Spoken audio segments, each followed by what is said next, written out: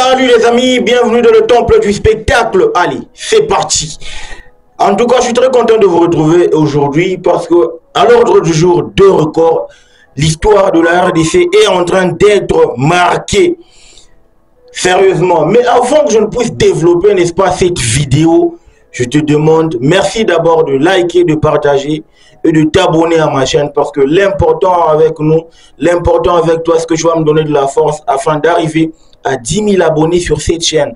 Donc, commence par t'abonner, partager et liker. Ça va me faire énormément plaisir. Allez, let's go. Les gars, Simon Banza, n'est-ce pas, l'artilleur, le buteur patenté, n'est-ce pas, du Sporting Club de Braga, ok? C'est l'équivalent, n'est-ce pas, de l'AS Maniema Union de la République démocratique du Congo, genre du Portugal. C'est l'équivalent, non, Maniema c'est trop petit, c'est l'équivalent de DSMP, parce que oui, en RDC on a le TP Mazembe, on a l'ASV Club, et puis Daring Club Motema Pembe. C'est l'équivalent, n'est-ce pas, du Portugal. Porto, le FC Braga, c'est le troisième club, n'est-ce pas, du Portugal. Après, je dirais le quatrième. Après le FC Porto, Benfica de Lisboa, le Sporting Portugal. Et puis vient ensuite le Braga. Braga qui a joué, n'est-ce pas, la finale de l'Europa League 2010, n'est-ce pas, battu, non, 2012 ou 11, battu par le FC Porto de Falcao. Donc c'était juste des petites histoires pour vous rappeler et vous donner, n'est-ce pas, l'indice de ce qu'est vraiment, n'est-ce pas, le club de Braga pour un joueur de la République démocratique du Congo comme Simon Banza. Oui, parce que Simon Banza, c'est vraiment un joueur ultra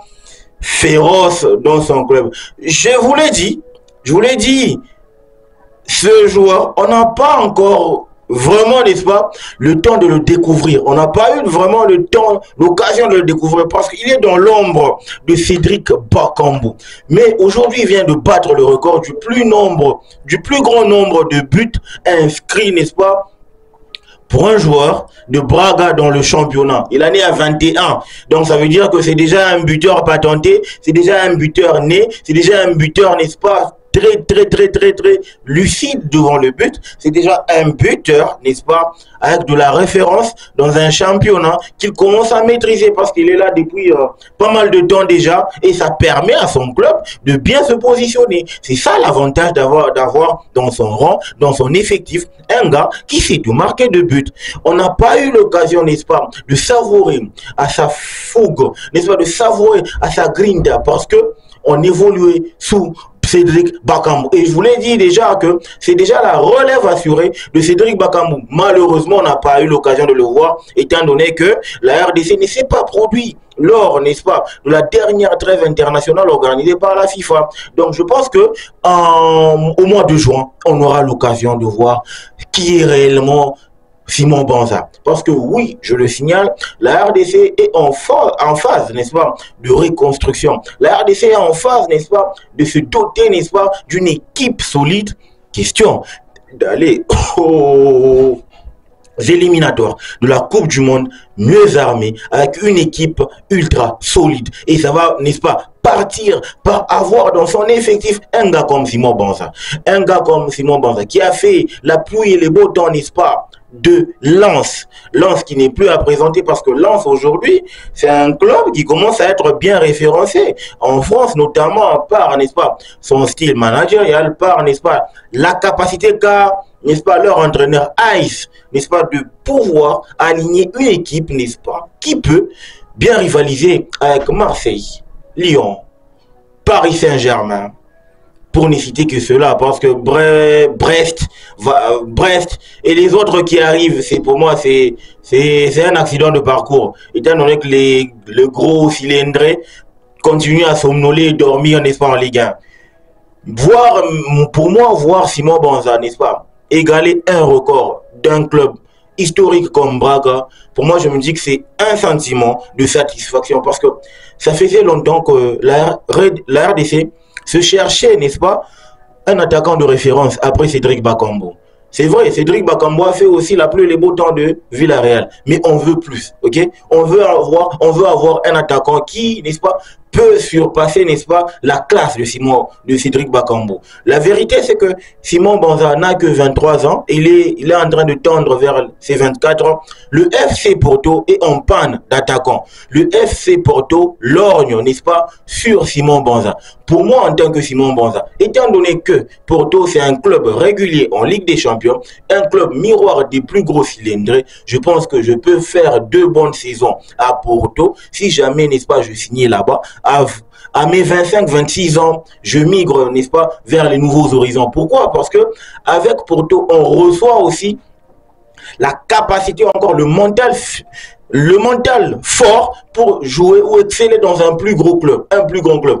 On sait très bien que tous les attaquants qui sont passés par le FC Porto ont pu réussir, n'est-ce pas, dans des grands clubs.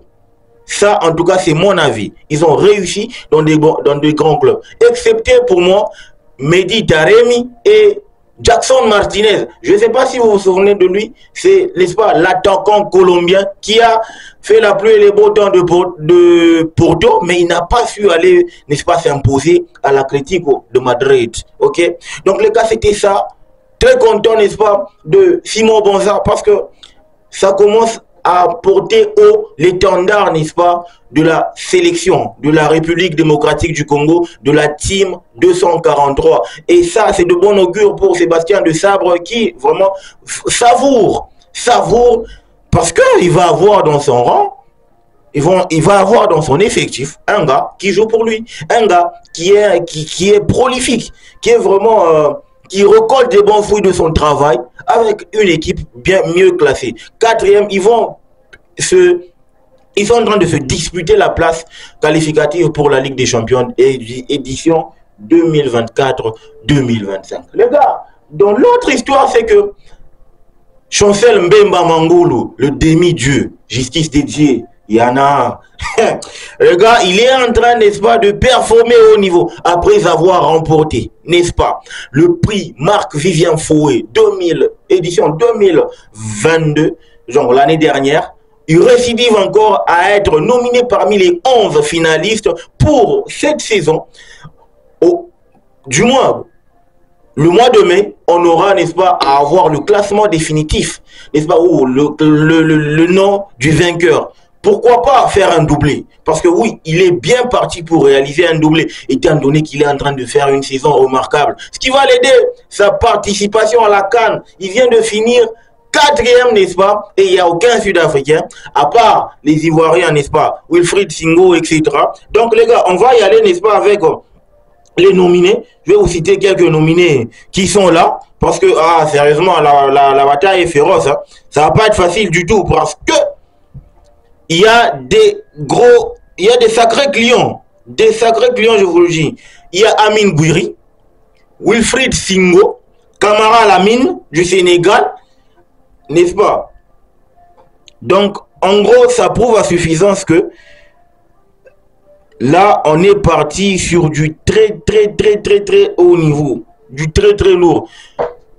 Même si je n'enterre pas les chances de Chancel Mbemba de pouvoir remporter, mais à partir du moment où je vois 2 Ivoiriens qui ont été sacrés champions de la CAN, et ça joue gros sur les performances, n'est-ce pas, ou la récompense prix Marc-Vivien Fouet, ok. Marc-Vivien Fouet, c'est le meilleur joueur africain évoluant en Ligue 1 en France. Et on est en train de partir sur du très haut lot. Je disais, il y a Pierre-Emerick Aubameyang qui est coéquipier avec Chancel Mbemba, avec la saison qu'il réalise. C'est aussi un challenger potentiel, n'est-ce pas, au Graal. Ok, Nabil Ben Taleb qui revient, qui a fait la pluie et les beaux temps, qui est maintenant cadre à Lille. Camara Lamine, milieu de terrain sénégalais. Oumar Diakité, Côte d'Ivoire, vous l'avez vu en Cannes. Amin Gouiri, Achraf Hakimi du Maroc, Chancel Mbemba, notre team, Terem Moufi, finaliste avec le Nigeria, Ndaishimie Youssouf du Burundi, Moses Simons avec, n'est-ce pas, le Nigeria, Wilfried Singo, défenseur de Monaco pour la Côte d'Ivoire. Donc les gars, vous voyez à quel point ce classement-là donne, n'est-ce pas, la chair de poule. Moi, j'ai la chair de poule. Parce que les votants auront, n'est-ce pas, du mal à nous sortir un vainqueur. Parce que tous ceux-là que j'ai cités, n'est-ce pas, tous ceux-là que vous voyez, n'est-ce pas, défiler, n'est-ce pas, à l'écran, ce sont des sacrés clients, je vous dis. Ce sont des sacrés challengers. Ils sont tous cadres dans leur club. Ils sont en train de faire ou de réaliser la meilleure de leurs performances. Les meilleures de leurs performances avec leurs équipes respectives. Donc, je pense que ça va pas être facile pour Chancel Mbemba, même si justice dédiée, il y en a. Pourquoi pas, n'est-ce pas, récidiver avec un trophée de plus. Pourquoi pas récidiver avec un doublé? Ça va faire énormément plaisir, n'est-ce pas, au peuple congolais, parce que nous, on est derrière. N'est-ce pas, Chancel Mbemba Mangolo. On est derrière. Le héros dans l'ombre, le capitaine de double brassard. Ça va énormément faire plaisir à plus d'un. Donc les gars, n'oubliez pas de vous abonner, de liker, de partager. On est là pour partager, n'est-ce pas, l'info, l'actu du football. Aidez-moi à grandir. Le football mérite d'être vécu. Ciao.